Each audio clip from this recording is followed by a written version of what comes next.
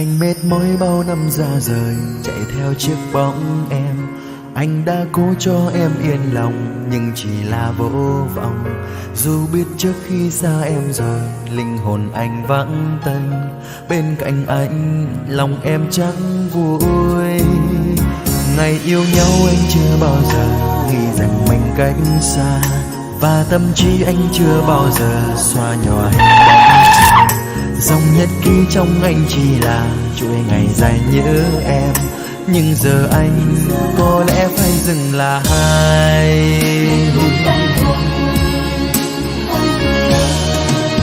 Dù là vấp ngã anh vẫn cố bước đi một mình, giữ chặt ký ức của hai ta để làm điểm tựa. Vì từ hôm nay em sẽ không phải của riêng anh.